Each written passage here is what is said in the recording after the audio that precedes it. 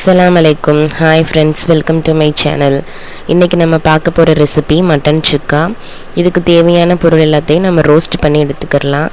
வத்தல், மல்லி, சோம்பு, சீரகம், பெப்பர், பிரியாணி இலை, பட்டை, கிராம்பு, ஏலக்காய், ஒரு சின்ன துண்டு அன்னாசி பூ, 2 பல் தேங்காவை நான் கட் பண்ணி எடுத்திருக்கேன். இதை வதக்குறதுக்கு நல்லெண்ணெய் எடுத்து வச்சுருக்கேன்.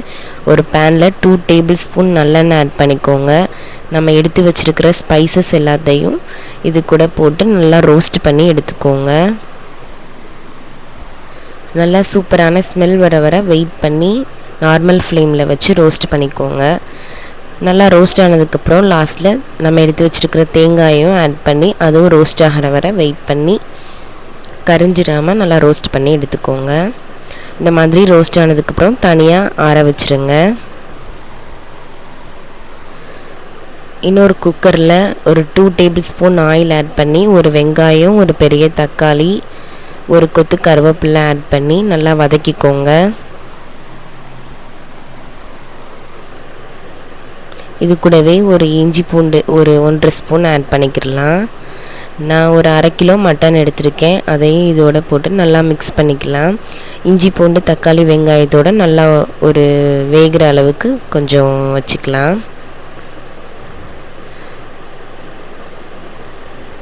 இது கூடவே நான் மிளகாத்தூள், மஞ்சத்தூள், உப்பு, மல்லித்தூள், கரம் மசாலா இது எல்லாத்தையும் ஆட் பண்ணி இந்த கறிக்கு தேவையான மசாலா மட்டும் போட்டு நல்லா ஆட் பண்ணிக்கோங்க. இது கூடவே நான் ஒரு டம்ளர் தண்ணி ஆட் பண்ணி ஒரு 4 விசில் வச்சுருக்கேன். நம்ம எடுத்து வச்சுருக்கிற மசாலா கூட ஒரு 10 முந்திரி பருப்பு ஆட் பண்ணிக்கோங்க. ஆட் பண்ணி நல்லா ஃபைன் பேஸ்ட்டாக வதக்கிக்கோங்க. நம்ம குக்கரில் ரெடி பண்ணியிருந்த கறியும் ரெடி ஆயிடுச்சு. நெக்ஸ்ட்டு ஒரு பேனில் ஒரு 2 to 3 டேபிள் ஸ்பூன் நல்லெண்ணெய் ஆட் பண்ணிக்கோங்க. நமக்கு குக்கரில் ரெடியாக இருந்த கறியை இதோட சேர்த்துக்கோங்க. அதில் எக்ஸஸாக வாட்டர் இருந்துச்சுன்னா அதை நல்லா வற்ற வச்சுட்டு நம்ம ஃபைன் பேஸ்ட்டாக அரைச்சி வச்சுருக்கிற மசாலாவை இந்த கறியோடு நல்லா போட்டு மிக்ஸ் பண்ணிக்கோங்க. ஒரு நார்மல் ஃப்ளேமில் வச்சு அந்த மசாலா கறி எல்லாம் ஒன்றா சேர்கிறதுக்கு வெயிட் பண்ணி நல்லா மிக்ஸ் பண்ணிக்கோங்க. இந்த மாதிரி கறி நல்லா எண்ணெய் பிரிஞ்சு வரணும். எண்ணெய் பிரிஞ்சு வந்துருச்சுன்னா நம்மளோட மட்டன் சுக்கா ரெடி ஆயிடுச்சு. இது கூடவே கொத்தமல்லி தூவி ஆஃப் பண்ணிக்கோங்க.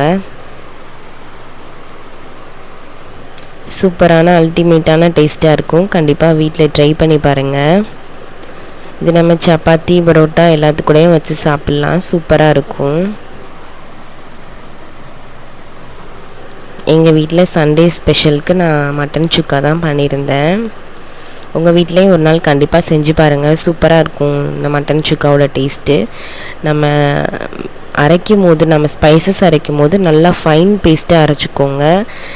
அப்போ தான் டேஸ்ட்டு சூப்பராக இருக்கும். தேங்க்யூ.